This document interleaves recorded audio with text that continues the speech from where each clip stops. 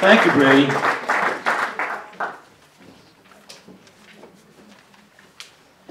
We have Dr. Michael Bufadel from, he's the chairman of Civil and Environmental Engineering at Temple University, and he has a short announcement to make. If you would come up, Dr. Bufadel.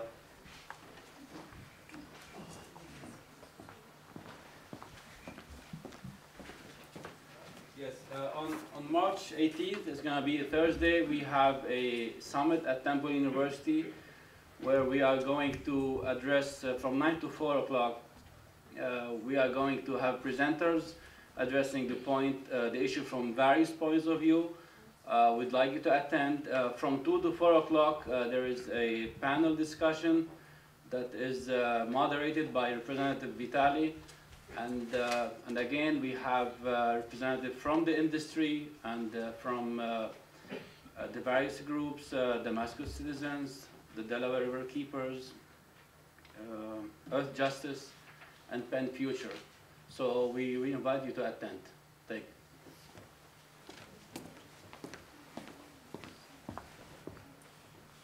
Thank you, Dr. Bufadel. And next we have Catherine Klaber. I think that's correct. She is the president of the Marcellus Shale Coalition, an industry group. She was previously executive vice president for competitiveness at the Allegheny Conference on Community Development. She is based in Pittsburgh. Thank you. Welcome.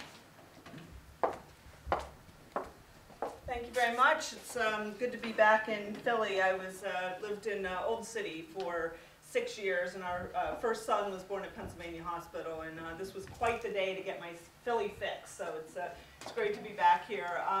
Maybe a little bit more history. I grew up in Western PA. I went to Bucknell University. I created a major there that didn't exist. It was a geology, environmental science, civil engineering, and public policy major at Bucknell.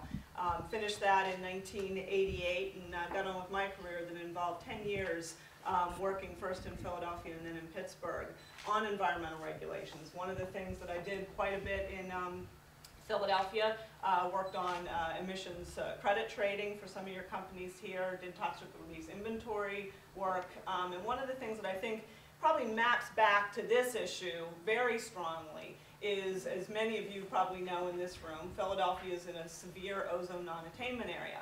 And before I even knew the benefits of natural gas that I work every day on now, we would very commonly switch over boilers from oil, diesel, to natural gas to meet the more stringent air pollution control requirements in Philadelphia. And that was simply a matter of course to come into compliance. And I think that it's a very good example of what your leadership talked about here in the beginning. There are clear environmental benefits of this fuel. And the goal of the Marcellus Shale Coalition is to develop that resource and to do it in absolutely an environmentally sound manner. I had the privilege over the last 7 years working at the Allegheny Conference on Community Development Organization 65 years ago, got its founding by switching over household coal burners in Pittsburgh. And you've all seen the pictures of Pittsburgh. Hopefully you've all been back since then and seen what a turnaround that has occurred. But the conference's role 65 years ago was to swap out those coal burners for natural gas. And it's certainly made an impact on the environment of Pittsburgh. Continuous improvement, and I'm the first to say that we have to keep working at every one of these issues. None of them are done, none of them are perfect, but I think what you'll see here as I walk through kind of a lot of issues, many of which our previous speaker talked about, it's about getting the facts. There are huge benefits of natural gas. We are absolutely privileged to have this resource right here in our Commonwealth and the benefits that it can bring to people who haven't seen a lot of growth in a long time. There's wealth creation opportunities, environmental benefits, but we have to do it in a manageable, sound way. So I'm here to talk about the facts, and if there's something I can't answer, Brian certainly can see if from Chesapeake's perspective. Otherwise, we will absolutely get you the answers. There's some very, very good people, and I think I'll take maybe the last comment of the first speaker first. The attitude is absolutely 180 degrees from what you heard in that example. I am privileged and proud to be working with the people who are environmental engineers, who are geologists, who are, who have spent their career in the oil and gas industry and know more about how to do a safe well casing than, everybody in this room combined times 100. So, the idea of what my job is to leverage that expertise, to apply it to the places where there are concerns, and I'm sure I'll pick up more of those concerns I wasn't aware of tonight, and that's important because that's what we can do to do this thing right, and it is too important and special for Pennsylvania to not do right. So, real quick background on the organization. Oh shoot, this is sticky. I think we thought we might have these problems, huh? Ron, do you mind maybe doing the advance here? Be glad to.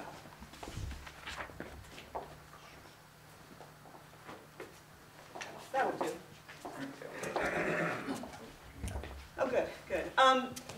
What I'm going to talk about today is really go through many of the topics that you already heard about, and probably do it with a few more pictures and a little more detail. But the geology and the drilling, how is it done? This is not something that conceptually is easy to picture, so we'll talk through some of that. The economics, how does a well, what does it cost to do a well? What makes a well profitable? What doesn't work? The policy issues, certainly around environment, severance tax, we can talk through all of those and maybe leave even more of it to the question and answer. Water, how much water is used, how's it used, where does it come from, and how do we manage it, including all the water management plans that are in place to make sure that that is recycled or disposed of responsibly. Land use, what is the impact in a local community on the ground when a Marcellus well comes in, and then kind of where do we go from here. The Marcellus Shale Coalition was formally organized end of last year as an organization with a board of directors and an executive committee in Philadelphia. Environmental consulting firms, law firms, many companies here recognize what's going on, across the state. One of the things that I'm very proud of, it's actually, we're over 80 members now. 96% of the wells, of the rigs operating in Pennsylvania right now, are being operated by one of our members. So we're not at 100% yet, and certainly as new companies move into Pennsylvania, we want to make sure that they are part of this organization because we are able to bring the issues to DEP to to help solve it with them. I was down in Washington D.C. last week to really understand what are the concerns of our federal delegation, and by having a group that you can look at as a partner, which is why we're here tonight. The Sierra Club, I did a lot of work with Penn Future in my previous career and intend to keep that going forward. So really the long-term development of this resource. This is not a gold rush. There are 500 trillion cubic feet of recoverable natural gas discovered, or not discovered, but able to be tapped with the hydraulic fracturing technology and most importantly the horizontal drilling. That's a long term. We have a long history of natural gas development in Pennsylvania, 100 years of that. We have 60 years worth of hydraulic fracturing experience. So there's a lot in Pennsylvania that can go to make this a good thing going forward. Certainly protecting the environment, that's all of our environment. The companies that work every day, in my member companies that get up every day and do environmental work, who have kids that they're raising in Pennsylvania, extremely important, and water supply is one that we all care about. Addressing landowner, government, public issues, and then clearly talking about the benefits, the environmental benefits from more plentiful and stably priced natural gas, and the benefits from the jobs that are already being recognized in some of the communities across Pennsylvania. I talked a little bit about the long history, but I think it is important.